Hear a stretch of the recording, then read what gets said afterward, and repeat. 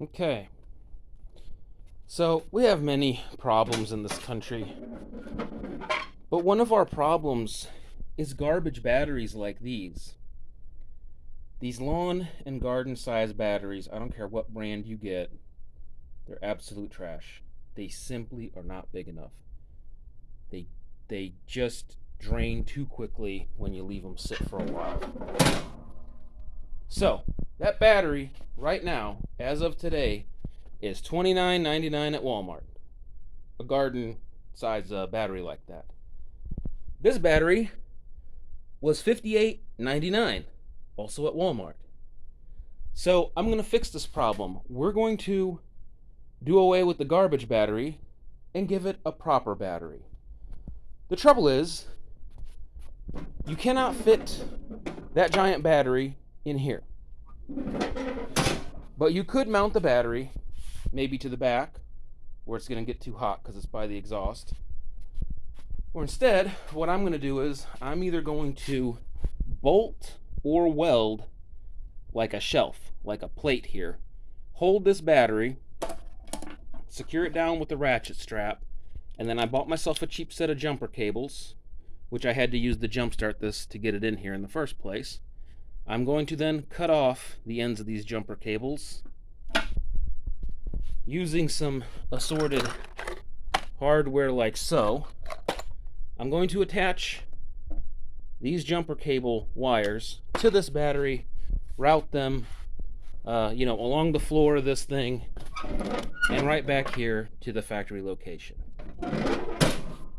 Now I will have a proper size battery, and you have a mobile jump pack that drives around by itself. It's a win-win situation. Okay, what I'm going to make this battery tray out of is actually this dolly that is already pre-half cut up. So I'm going to use the bottom section of this, because it's a nice sturdy 90-degree angle plate, and I'm going to use that for my battery holder. Okay, here's my battery tray. And here is a very goofy looking dolly. Kind of funny. Yeah, this is definitely pretty heavy duty. And this dolly was like $40, I think. So I think a heavy duty bracket's worth $40 in itself. This is actually probably overkill, but once I get it on there, it ain't going anywhere. Alright, so I went ahead and undid these front bolts for this footrest, kick panel, I don't know what you would call it. But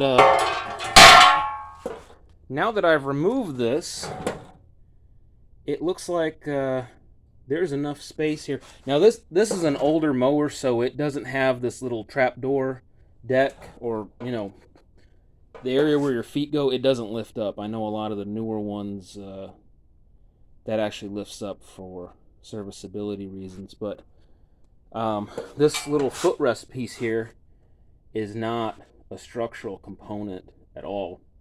So now I actually have a nice surface that I can either just bolt this to, or, I mean, realistically, I could literally put this battery here, secure it down with some ratchet straps, even zip ties, whatever, and it's really not going to go anywhere. So that might be the budget-friendly way to do this, is to just simply mount your battery right here in the front and call it a day. The other thing that I've discovered with these is these pneumatic tires. Let me get the old one out.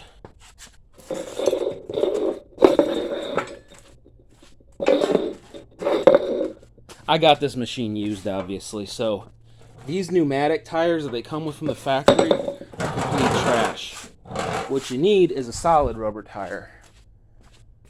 And I have ordered myself a solid rubber tire. I think I got this for about $17. And all you need to do is take measurements of the width and the height, and most importantly, the inside bearing diameter. And they vary from machine to machine, so they're not the same. 5/8 inch is a common one, but some of them are 3/4, whatever, right? So be sure you get the right inside diameter. Now, in a pinch, you can get one with a slightly bigger diameter and it will still work. What I did in a pinch was, I have a couple of these dollies. So I took one of the dolly wheels off, which is a solid rubber tire, and I used a socket as a spacer and some washers. And in a pinch, this worked just fine.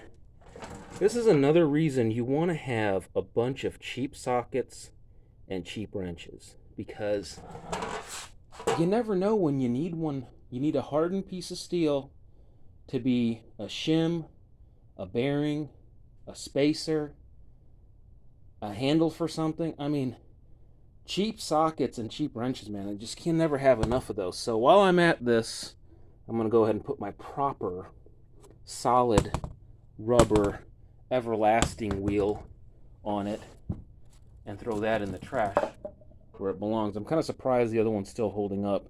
I filled the other one with green slime. Really good tire sealant. Should always have some green slime. Anyway, I think you get the gist of it. I'm just going to mount this battery up and use these jumper cables to run positive to positive. I'm actually going to leave the battery inside, and I'll tell you why. Get this out of my way before I cut myself on it again. I'm going to leave this battery here because that way I have kind of a space holder and it's keeping these wires elevated. So I'm simply going to run this wire directly to the terminal and just hook it to the existing hardware. And that way everything is away from every other piece of metal, and it's not going to hurt anything to leave it there. So see, I've already cut myself today, damn it. Anyway, for like 50-60 bucks, right? Like, what I mean by that is the battery was trash. It was going to be $30 plus for the battery. For an additional $30, $40, $50, whatever, you can put a proper battery on one of these things, and it's never going to give you grief again, because these things are kind of a pain, you know, when it's out in a field somewhere or whatever, right? It's not always conveniently located where you can jump start it. Anyway, hope you found it helpful.